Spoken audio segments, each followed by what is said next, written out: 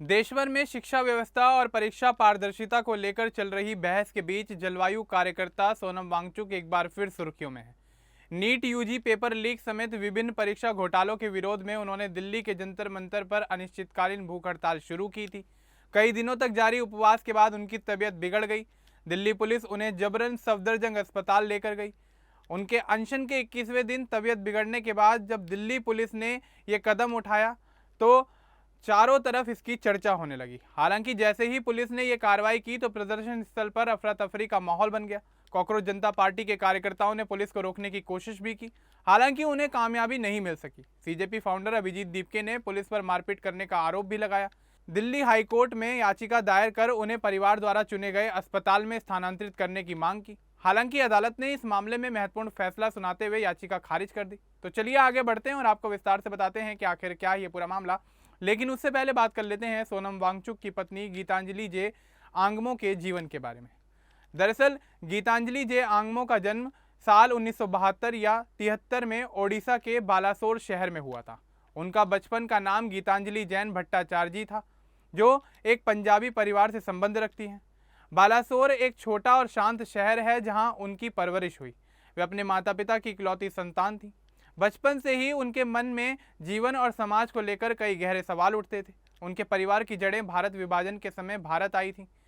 एक साधारण माहौल में पली बड़ी गीतांजलि के परिवार में शिक्षा को बहुत महत्व दिया जाता था। उन्होंने फकीर मोहन यूनिवर्सिटी से फिजिक्स में ग्रेजुएशन की पढ़ाई पूरी की। इसके बाद भुवनेश्वर के XIMB यानी जेवियर इंस्टीट्यूट ऑफ मैनेजमेंट से मार्केटिंग और फाइनेंस में MBA किया।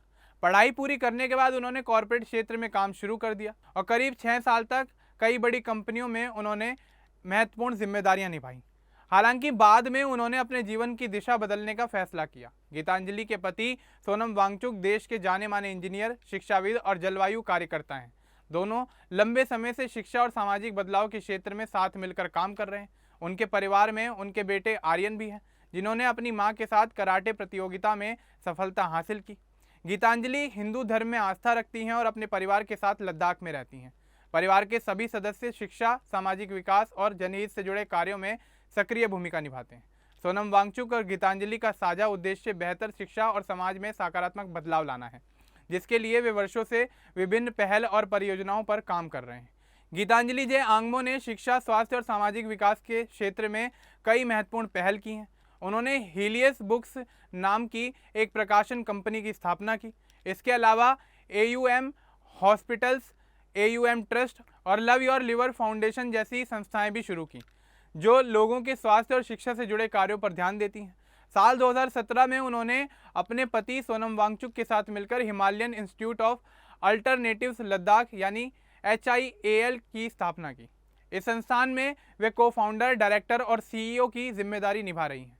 HIAL का उद्देश्य लद्दाख जैसे पहाड़ी क्षेत्रों के लिए ऐसी शिक्षा व्यवस्था विकसित करना है जो स्थानीय ज़रूरतों और व्यावहारिक अनुभवों पर आधारित हों। उनके नेतृत्व में यहाँ बड़ी संख्या में टिकाऊ भवन बनाए गए हैं और कई नए शैक्षणिक कोर्स भी शुरू किए गए हैं। गीतांजलि शिक्षा के क्षेत्र में लंबे समय से सक्रिय रही हैं। वे महाराष्ट्र इंटरनेशनल एजुकेशन बोर्ड की सलाहकार भी रह चुकी हैं और चेन्नई में एक कैम्ब्रिज स्कूल का संचालन भी कर चुकी हैं। वे चेवनिंग फेलो भी हैं, जो ऑक्सफोर्ड विश्वविद्यालय से जुड़ा एक प्रतिष्ठित कार्यक्रम है। साल 2022 में उन्हें भारत सरकार के वुमेन ट्रांसफॉर्मिंग इंडिया अवार्ड से सम्मानित किया गया। शिक्षा के साथ साथ उनकी रुचि अध्यात्म में भी है। वे श्री अरविंदो के विचारों, वेदांत और भगवद गीता का अध्ययन करती हैं। उन्होंने इंटीग्रल एजुकेशन विषय पर शोध करते हुए PhD भी पूरी की है। इसके अलावा खेल और कला के क्षेत्र में भी उनकी खास पहचान है। वे ब्लैक बेल्ट कराटे खिलाड़ी हैं और साल 2009 में अपने बेटे आर्यन के साथ अमेरिका में आयोजित वर्ल्ड कराटे चैंपियनशिप भी जीत चुकी हैं। उनका इंटरेस्ट ओडिसी और रूसी बैले डांस में भी है। यही विविध अनुभव उन्हें समग्र और व्यावहारिक शिक्षा की मजबूत समर्थक बनाते हैं। गीतांजलि जे आंगमो अक्सर अपने पति सोनम वांगचुक के साथ सामाजिक और जनहित से जुड़े अभियानों में सक्रिय रूप से नजर आती हैं। लद्दाख के अधिकारों, शिक्षा सुधार और विभिन्न नीतिगत मुद्दों पर वे खुलकर अपनी राय रखती रही हैं। कई मौकों पर उन्होंने सोनम वांगचुक की गिरफ्तारी या हिरासत को लेकर भी सवाल उठाए, उसे अनुचित बताया है। हाल ही में जब सोनम वांगचुक को अस्पताल में भर्ती कराया गया, उस वक्त भी गीतांजलि उनके अधिकारों को लेकर अदालत का रुख करती नजर आई और कानूनी लड़ाई लड़ी। वे अपनी बात शांत और संयमित तरीके से रखती हैं, लेकिन ज़रूरत पड़ने पर सरकारी फैसलों पर सवाल उठाने से भी पीछे नहीं हटती। अब तक उनका नाम किसी बड़े व्यक्तिगत विवाद से जुड़ा हुआ नहीं है। उनकी पहचान मुख्य रूप से शिक्षा, सामाजिक विकास और सकारात्मक बदलाव के लिए किए गए कार्यों के कारण बनी है। वे ऐसी शिक्षा व्यवस्था की समर्थक हैं जो बच्चों और युवाओं के समग्र विकास पर आधारित हो। साल 2026 में नीट यूजी परीक्षा में कथित पेपर लीक और परीक्षा घोटालों को लेकर देशभर में छात्रों के बीच नाराजगी देखने को मिली। इसी मुद्दे पर कॉकरोच जनता पार्टी यानी सीजेपी ने 20 जून को दिल्ली के जंतर मंतर पर प्रदर्शन शुरू किया। 28 जून 2026 को जलवायु कार्यकर्ता और शिक्षाविद सोनम वांगचुक इस आंदोलन में शामिल हुए और शिक्षा मंत्री धर्मेंद्र प्रधान के इस्तीफे की मांग करते हुए अनिश्चितकालीन भूख हड़ताल पर बैठ गए। उनके साथ 6 छात्र भी उपवास कर रहे थे और वे केवल पानी का सेवन कर रहे थे। जुलाई के पहले हफ्ते में यह आंदोलन राष्ट्रीय स्तर पर चर्चा का विषय बन गया। सोशल मीडिया पर इसे व्यापक समर्थन मिला और बड़ी संख्या में लोग जंतर मंतर पर पहुंचने लगे। 17 जुलाई तक सोनम वांगचुक का लगभग 9 किलो वजन कम हो गया था। डॉक्टरों ने उनकी बिगड़ती सेहत पर चिंता जाहिर की थी। बताया गया कि उनकी मांसपेशियां कमजोर हो रही थी और उन्हें खड़े होने में भी कठिनाई हो रही थी।